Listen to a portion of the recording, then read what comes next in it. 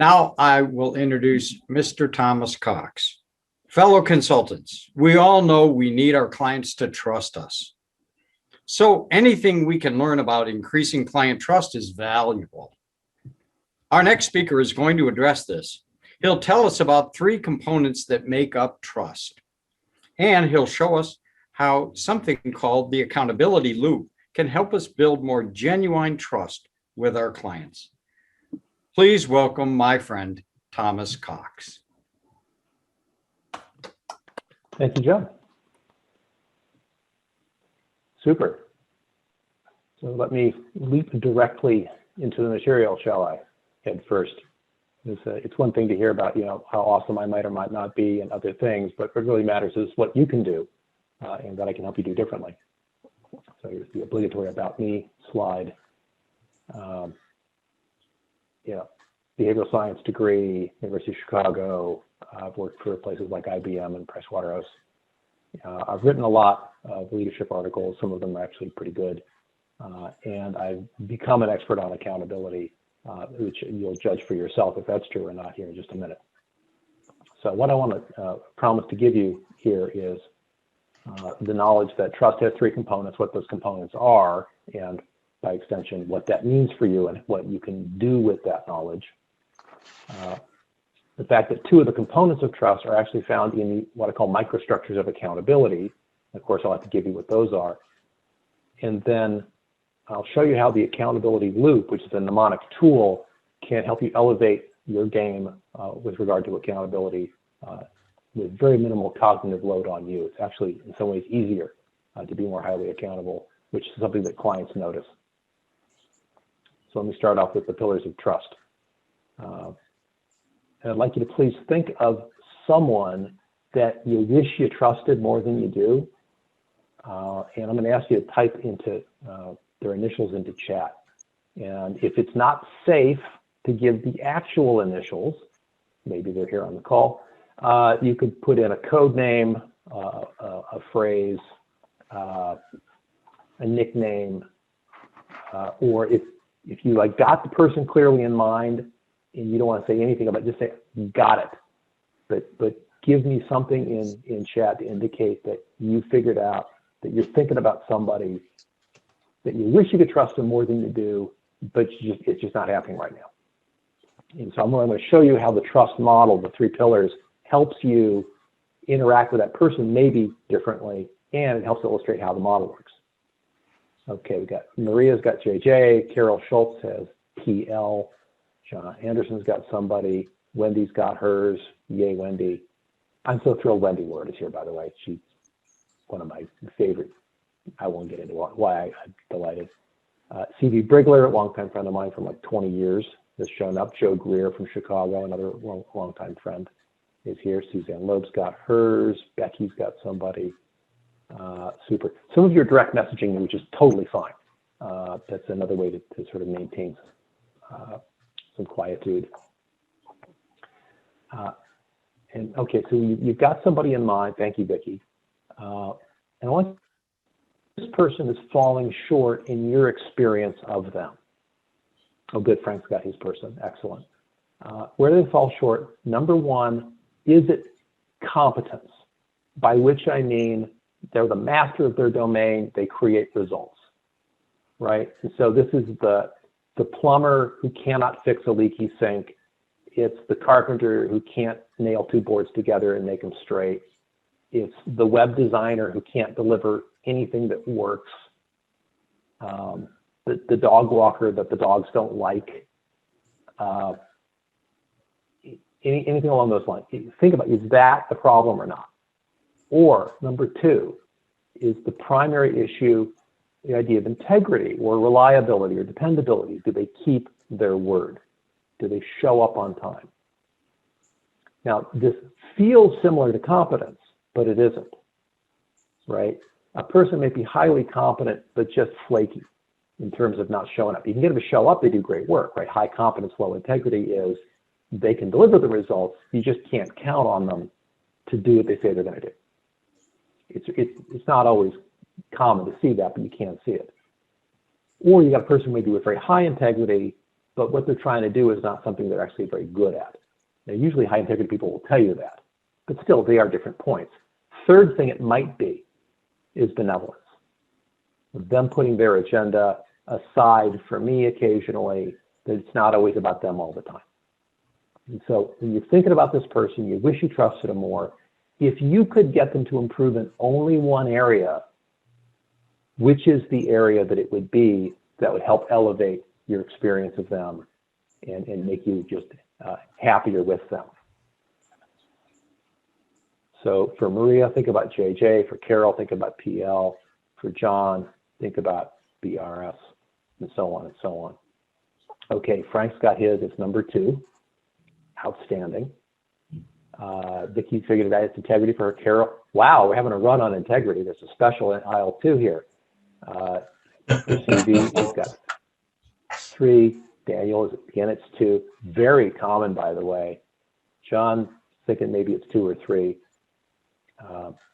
I think some people say all 3, and that's like someone you should just give up on, honestly, or radically rethink your relationship with them.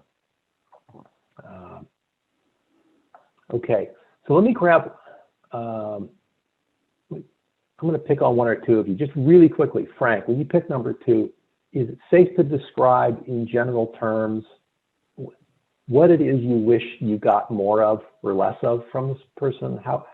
How you want them to behave differently to show a better level of integrity and dependability? Right.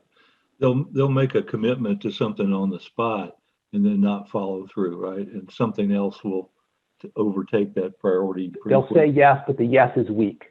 It's a weak, well, it's an excited yes right away, and then nothing follows up on it. But you can't count on it to be sticky. No. Their yes doesn't really mean yes. You can't really count on it. Right. Okay, good catch. And then anybody have it? So I don't know, CV, if you want to talk about your 3. Yeah, okay so I think, yeah, can you hear me okay? Yeah, I hear you. Yeah, I think in this case, the question is maybe one or more of a transparency than real doubt of the person's benevolence. That's part of it, though. Yeah, benevolence and transparency are intertwined. Yeah, I just don't know what the agenda is, and I can't tell if it's aligned with my own or not, or how to help try to manage those 2 agendas to sort of aim in roughly the same direction. Efforts to ask for that transparency have been sort of politely deflected. So, Gotcha. So it hits, that's where it hits the trust area. As it should. Yeah, if someone isn't willing to touch these bases, for me, they haven't earned my trust. I'm not going to put myself out there. So,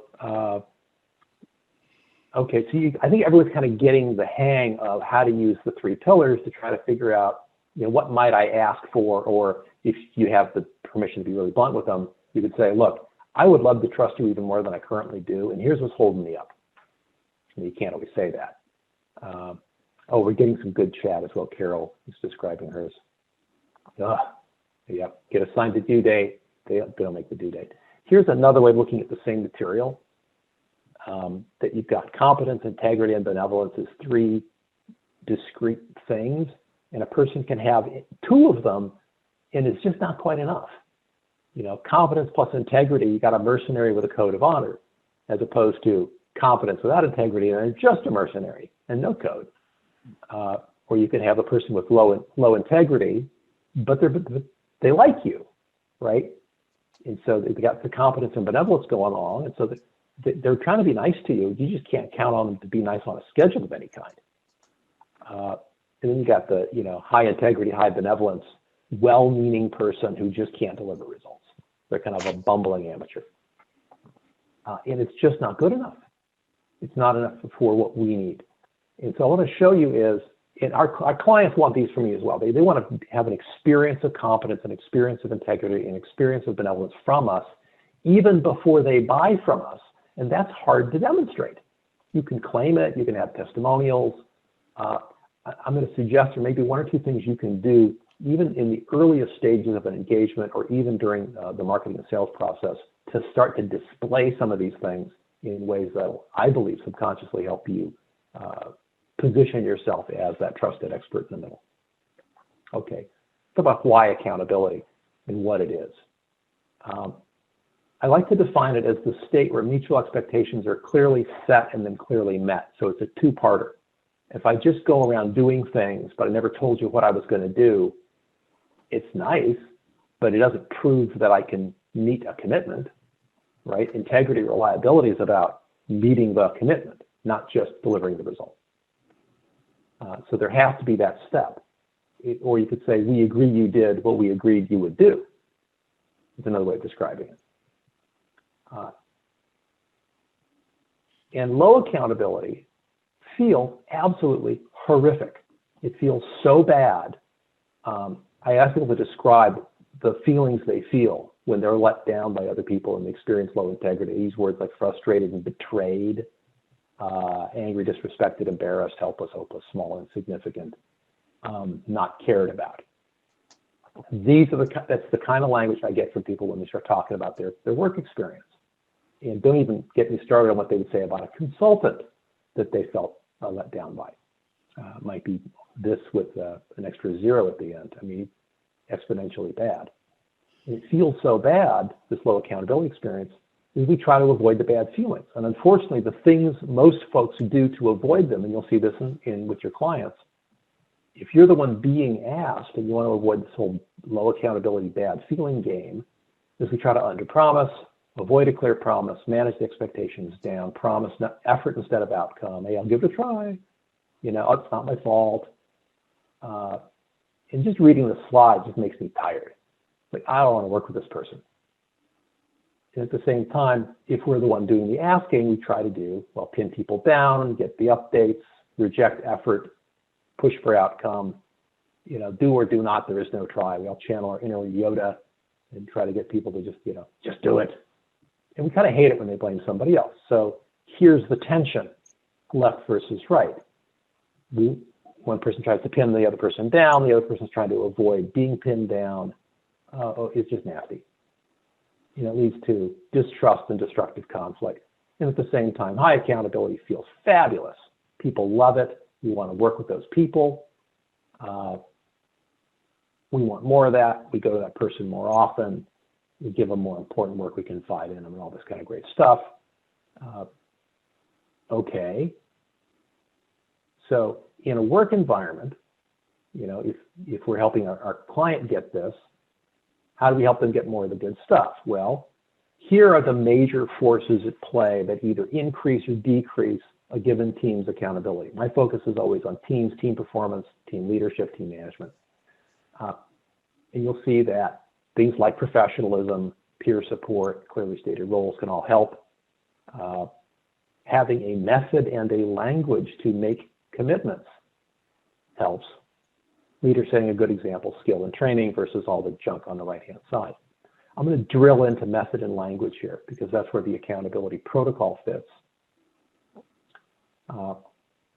And in particular, something called the accountability loop, which I'll describe. I'm going to pause here for a second. When you go to Starbucks and you place an order, the barista repeats your order back to you in a very specific order. Do you know what the very first thing they'll say? If you say, I want like a decaf, low-fat latte, you make it large. And they always come back with venti first, or the size first, and then decaf or non-decaf is second, and then what kind of milk or filler is going to be in there. Those are the first three. And that's for two reasons. Number one is it mirrors the sequence of choices they make when assembling it. They reach for the cup first before they do anything else. They got to know which cup to reach for. That's the first term in the assembly. Secondly, if they repeat the order back and there's something missing, when you put it in the proper order, the missing element just jumps out at you, is obviously missing. If I said A, B, C, D, F, you go, well, where's E? But if I jumble the letters together, you have a heck of a time noticing anything missing. So the structure aids on clarity, it aids performance, it reduces errors all in one go. So it's a structured communication. air traffic controllers talking to pilots, same thing. Structured communication. This is what I'm advocating for here. And what you're going to find is the structure I'm about to show you is present whether you know it or not. So in all accountability, there's always two parties, two roles. The role of the asker, the role of the doer. And the first of the four steps in this dance, this loop, is to initiate. Right? The asker wants something. Hey, Jerry Fletcher, would you pass me the salt? Might be what I'd say. In fact, I could even just like, we're eating and I could like nudge him and eye the salt and he'd get it. And he'd like, it's an obvious request, it could be contextual. But this period, this phase ends with that request. That is the mark of transition out of initiate into negotiate, which is the next step. Best practices for initiate include getting all your facts together. If you have repeat work, use a template, get clear on your ultimate outcome. You know, what kind of interim work products do I want? What format do I want? Am I asking a psychologically unclean ask? I don't have time to get into all of these, but I have a 2-hour intensive where we drill on all of this. And as you look at this, you're thinking, well, I don't do all of that. And my rejoinder is, but you could. And in cases where it's important, you'll probably find that you'd like to. So I would invite you, as you look at your client communications, especially if you're initiating anything, have a look and get to the free infographic, which will prompt you with all this. Getting these right and front loading them reduces the back and forth. I was working with a fellow consultant that I was teaching this material to, and I said, hey, look in your email, and are you having any exchanges where you're trying to clarify something that could have been made clear the first time? Because having to go back and forth with somebody introduces waste, additional motion, and opportunities for error. So he immediately saw that he was bedeviling his own assistant by asking her for something that required 4 data points, and he would give her 2 of the data points and force her to chase him. And she'd been complaining about it for months, but for the first time he could see it, that he wasn't gathering all the facts together up front. Changed the way they work together. So that's the initiate phase. The second phase is negotiate. This, by the way, is where as a consultant you can really demonstrate some virtues like integrity and competence. During the negotiate phase, as the doer, you have all the leverage. And so the mistake I often see is that people want to rush through negotiate to get to yes because they don't feel safe until we've got the agreement. We've agreed to do the work, that somehow I've got the business when I'm at the end of negotiate. No. Do not rush negotiate. Don't dawdle, but don't rush. You want a mutual agreement of performance where both people are agreeing what they'll do, not just you as consultant, but what the client has to have some things they agree to do as well. A couple of best practices for this phase: if you're the asker, separate the outcome from the method. Like, do I want you to, sand the floor with 120 grit sandpaper, or do I want a smooth floor? One's process, one's outcome. And separating those out can free people up to be more creative, or at other times you actually do want to specify your method. Make counteroffers if the doer makes a counteroffer. Hey, is it okay? Are both parties visualizing the same thing? This may be the biggest area of improvement for most folks. I literally had this today after a week and a half of going back and forth with a repeat client. I finally showed him the proposal, and he's like, oh, no, it's not 6 people, it's 11. I'm like, but I said right here, 6 coaching sessions a week. It's like, yeah, I just figured they'd alternate weeks. I'm like, no. So we were not visualizing the same thing. The asker, you can ask for early updates. If you're the doer, you can offer early updates. As doer, always challenge the process. Do I know a better way to get the outcome they want? Don't assume that the method they're trying to suggest to you is right. Don't give a weak yes. That's the point that was made earlier in dialogue when I asked you, tell me about your integrity challenge. People giving weak yeses. There's a better way to handle that. The better way is to separate out willingness from ability, from timing. So ready, willing, and able are the three elements of, that's another way of saying integrity, benevolence, and competence, right? And so you can say, I am absolutely willing to do this, and I got to make sure I fix it in my calendar, and I'm not sure I fully visualize the result. So we're still in negotiate, and I'm highly willing. If other people are trying to give you weak yeses, don't accept them.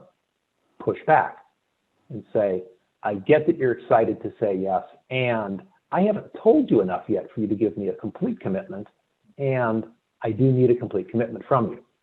So either party can insist that we haven't exited negotiation yet until they get their conditions of satisfaction laid out clearly. If someone's repeatedly giving you weak yeses and you keep taking them, at that point, you're contributing to the mutual unhappiness, right? You are ethically obligated not to accept a weak yes from someone who's given you weak yeses in the past. You have to say, I'm sorry, I'm not done yet. I need to know why I should believe that you'll be done in a week, because the last time you said it and it didn't happen. You got to find a way to say that respectfully, and you have to say it. Ask yourself, as you're the doer, what else am I doing? How do I slot this work in? Do I need to tell my asker, I'm thrilled to do it, and what am I taking off my plate to make room for this? Am I able to commit to an outcome or only to effort? This is probably the single biggest division in all of accountability, asking for outcome or asking for effort. You should always ask for outcome if you can get away with asking for it. But it's only ethical to ask for outcomes when there's a reason to believe that an outcome is predictable and reliable. If we are in an exploratory space where we don't actually know what's going to work, trying to demand an outcome is not ethical. Like, we've never built this kind of structure before, so we have to try some stuff out. And so the commitment is, let's spend an hour seeing what we can see. We've never stripped this kind of wallpaper off this kind of wall before, so spend an hour at it and then show me what you've got, and then we'll try to figure out what we do next. So those are effort commitments versus outcomes. Another great move, and I highly recommend for us consultants, is commit to commit.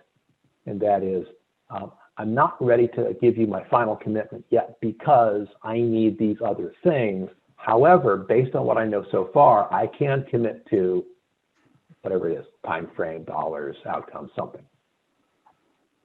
And that signals that you're still in negotiation, but you're willing to bind yourself in certain ways. Okay, we're halfway there. Initiate, negotiate, now perform.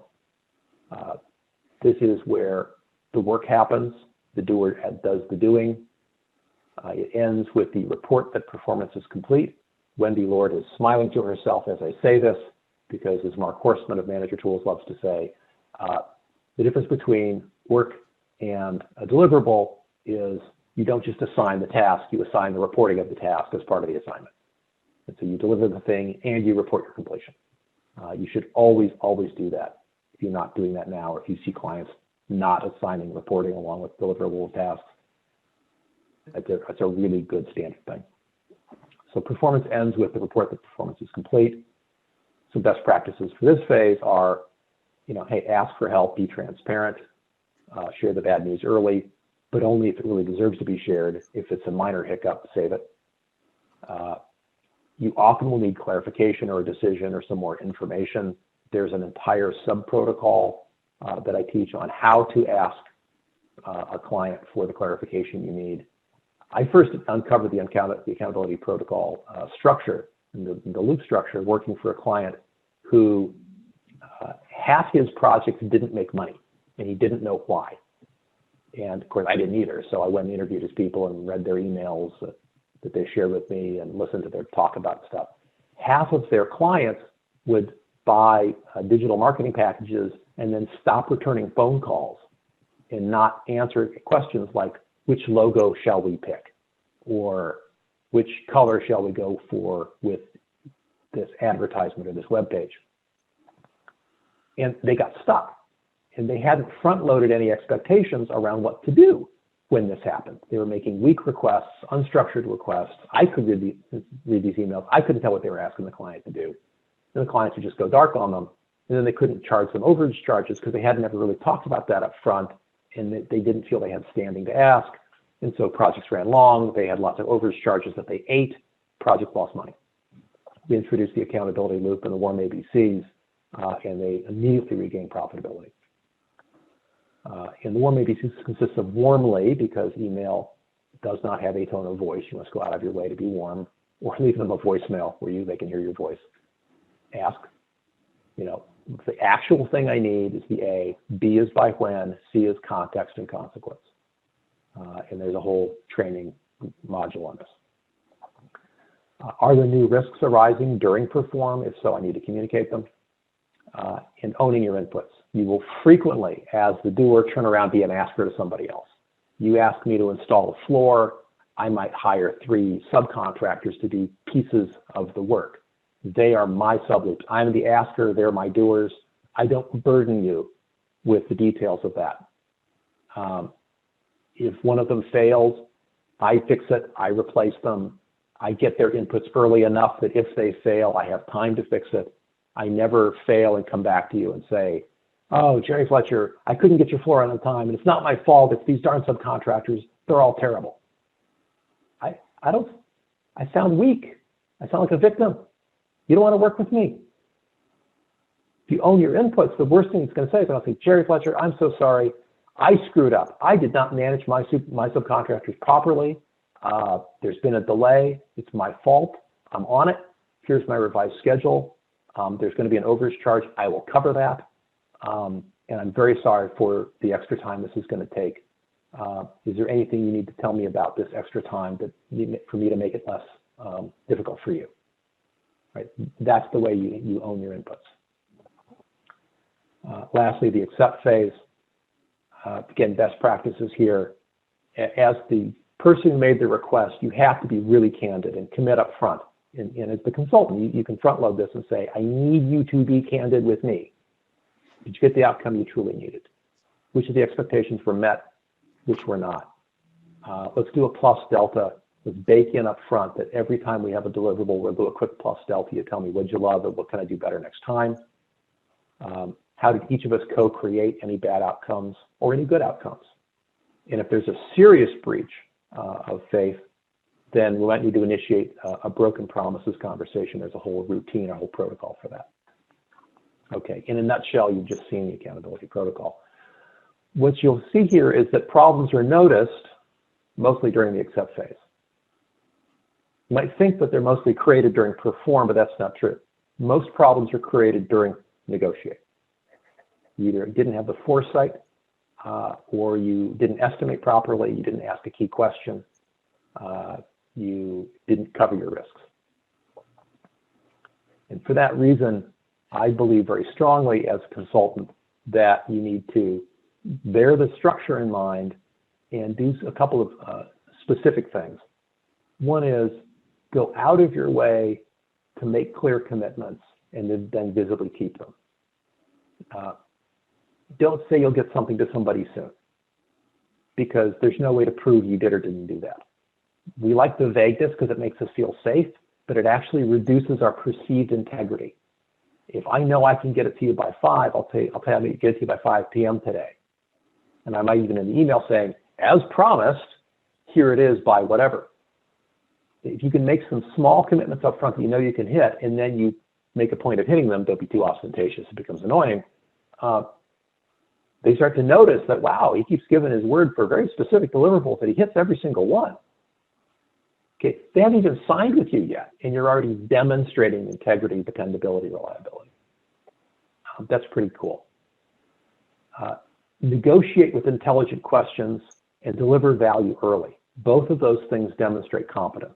So both in the negotiation phase, maybe even in the offer phase before they initiate, and certainly during delivery and in the post-delivery discussion phase, you can demonstrate a lot of competence. Even with a small early deliverable like an assessment, right? You can really show a lot of competence and a lot of integrity. And what that does is it builds for you in their mind, and if they have an experience of you as high integrity, they have an experience of you as high competence, And I imagine the benevolence will come through just from your nature. I want to mention I do have two things to offer you. One is the free infographic. If you type PDF in email and chat, we'll catch that chat log, and I'll arrange to get you this very detailed, like 11 by 17 printable PDF with everything I just said. And the other thing I want to mention is I am teaching a 2-hour version of this for $400 next week. If you'd like the information on that, put the word train in your email into chat. And in the follow-up email you get from this group, you'll have a link that if you're interested, you can express interest. And so those are the two big offers I've got for you. And then I'd love your questions or praise. I'll take praise.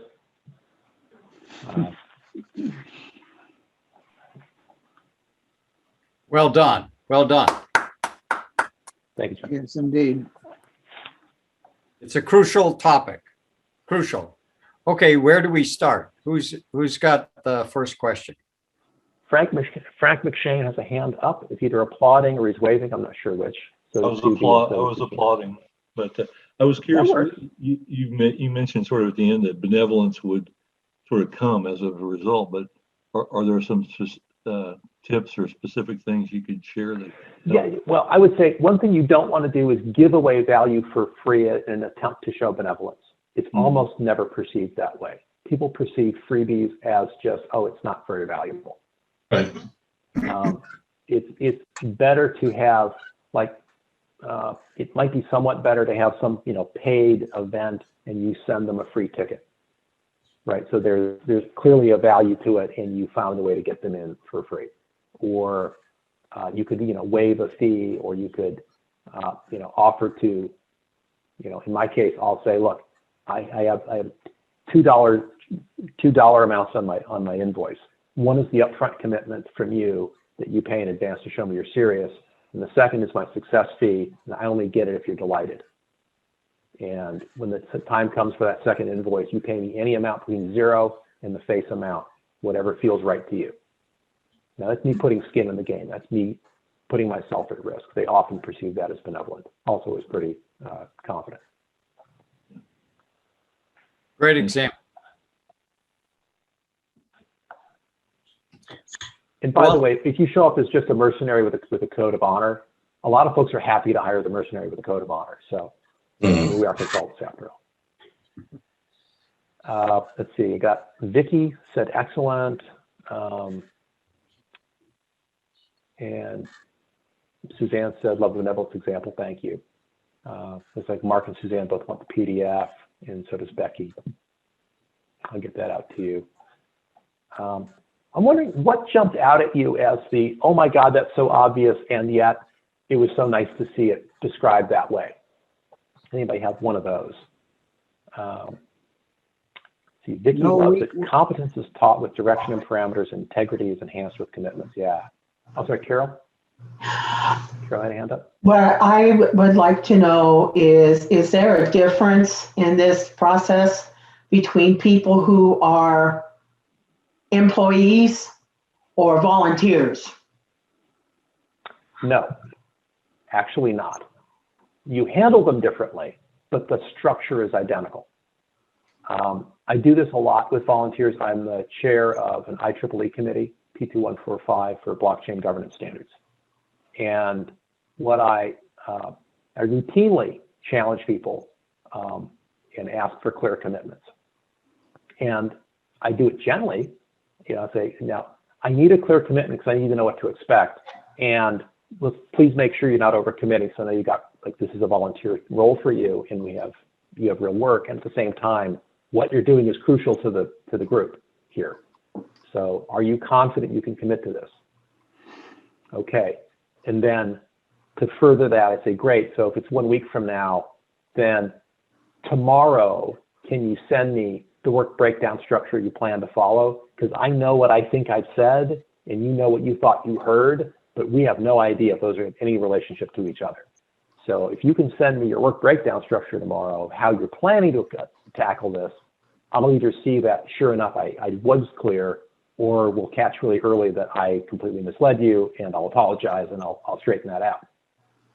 And so that's where the early deliverables come in as a way, especially with volunteers, because they hate wasting their time. And the more you can make it easy for them to have small victories, the better they feel, the more dopamine they get in their brains. CV has his hand up.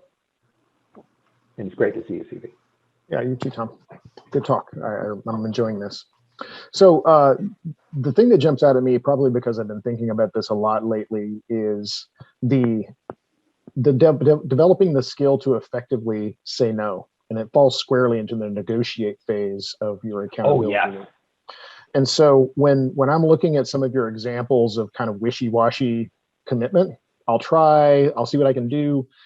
Oftentimes these are signifiers of someone who really, really wants to just say no, but they don't know how to. And or they feel like they can't say no because of the power dynamic between the asker and the doer, right? So when your boss comes to you and says, I need this on my desk by the end of the day tomorrow, or I need this on my desk as soon as possible, right? It can be a challenge to have that negotiation in a way that is going to allow you to act with integrity by allowing you to commit to something that you can actually do. And so I guess I'm wondering, in your travels, have you come across some techniques, A, for the asker to sort of maybe help facilitate that negotiation for someone who is clearly struggling to find a way to say yes in a way that is going to be in line with this loop? And also as the doer, right? Have you advice for how to graciously say no, or to effectively negotiate to a place where you can say yes with confidence? Yes, absolutely. So if you're the asker and the doer is getting squirrely on you, it's like, well, I'll try. It's like, okay, hang on a second. I'm going to pause and say, hey, are you only willing to try because it's not clear how to deliver this result? Like it's like the quality level's unclear, the delivery is unclear, you've never done this before. It's like, I want you to perform neurosurgery on a dog. I'm like, never done that. Okay. That level of resistance, totally legit, right? And so you want to see if that's what's going on, or like, so you're not giving me a really firm commitment, and it makes me wonder, like, what competing commitments you have. Do I need to take something off your plate? Like, your resistance is meaningful, right? Your squishiness, I'm sure you've got a good reason for only wanting to give me I'll do my best, boss, as opposed to a strong commitment. Tell me what's in the way. How do I help you? Do we reprioritize stuff? Do we need to take some stuff off your plate? Do I need to lower the quality bar? Do I legitimately need to ask somebody else? Are you going to delegate something to the floor that I don't want delegated to the floor because you put this over that? And let's see. I'm noticing Wendy said, my aha moment was the idea of not agreeing when you don't have all the information. Wendy's a notorious pleaser and super high integrity. Wendy's reputation precedes her. And so as the person being asked, separate out your willingness to do the work with having all of the knowledge you need to make a firm commitment. If they're trying to press for a commitment pre-information, you can say, look, I totally am willing to do this. And at the same time, I'm not going to commit to a deliverable that I don't understand. And you wouldn't want me to, because we're just setting ourselves up for a very unpleasant conversation tomorrow. So I had one guy, he was given a punch list as a contractor in construction. He's given a punch list that was so completely vague and useless that and he's being told, call these subcontractors and get them in here to do this stuff. He's like, this isn't a request. It's junk. And so the pushback was, and I ethically, that's an Alan Weiss move, ethically, I can't, ask someone to do something that isn't clear enough that they can tell if they've done it or not, or that, they can't estimate the work. And would you be willing to let me help you rewrite this so that it is estimatable? Right. So you offer to help them get to where they need to be to make the ask they should have been asking all along. So there's lots of permutations here, and not to toot my own horn, I do cover that pretty extensively in the intensive, or we can just talk over coffee. That's also true. May I ask a follow-up? By the way, my ideal client is anybody who is struggling with teams delivering results on a schedule and people who are like nagging at each other and snipping at each other about, well, I never said I was going to do that, or you promised, or, you know, people upset that I'm not being told the truth and people aren't keeping their commitments, anything like that. That's ripe ground for a revolution in the way people talk about commitments. And every team is made up of people and the commitments that bind them. And so this accountability structure, it's everywhere. It's all the time. And getting good at it can dramatically elevate any team. Can I ask a follow-up question? Go for it. Can you talk a little bit about the negotiation that may include some interdependency, right? So yes, I can certainly do that for you when you have done this for me. And maybe that thing is, I need you to call so-and-so so that they'll answer the phone when I call them. I need you to approve this request for budget so I can get this component, whatever, right? There's a bit of an interplay sometimes when you're asked for something. And I'll leave that there and be interested to hear your comments, and then I'll shut up and let somebody else get 2 words in edgewise. Yeah. So that's one of the moves in negotiate. It's called the conditional promise. So I can do that if I get the following inputs, which are beyond my control, but they're within yours. And then you boom, boom, boom, boom, boom. And, you know, I need, you know, if I get, you know, 3 Java programmers, you know, from you by next Wednesday, and they really are level 2 programmers and not level 1s with pretensions. And if you get me the full specs, and if you you just play it out. I need these things in this timeline in order to hit your goal. Actually did that very effectively at the Tektronix project. They wanted an absurd timeline, and it was clearly political. They wanted a written proposal to do something in 3 months that could not be done in 3 months. And it was obvious that this was some sort of like internal political something or other. And my boss was just crossways with it. And I said, look, what would need to be true for us to hit that? Well, they'd have to give us boop, boop, boop, boop, boop. I said, great, put that in the proposal. You know, if the client can give do these things, then we can do these things in this time frame. And obviously, if any of these things are missing or late, then the whole time frame has to be adjusted. They loved it. They signed it. It took 9 months. They were fine with that, but they needed that 3-month window dressing for some internal political dysfunction that I don't have good feelings about, because I think that's bad. But it's the reality sometimes. Great question. Let's see. Great questions. And Suzanne says, never seen the process chart so clearly laid out. Excellent explanations. Thank you very much, Suzanne. Any other aha moments or anything that was especially helpful or good or struck you as particularly useful? Well, Jerry Fletcher had his hand up before, Oh, and also sure. I'd like, and it looks like Frank. I think that there's a lot of overlap, and how Frank's issue and Frank's project really dovetails with the work that you gave us this afternoon, Tom, and particularly that upper left corner that Frank was working on, and you know, both the upper left and the lower left, in terms of making the structure and the commitments and who's going to do what and how much is each person going to have to change, since many of the people are in the upper right corner and they're going to have to go, you know, to a quadrant that they're not really comfortable in, but they're going to have the support of either outside consultants or other staff employees to come in to really grease those rails and keep the movement, keep the project on track.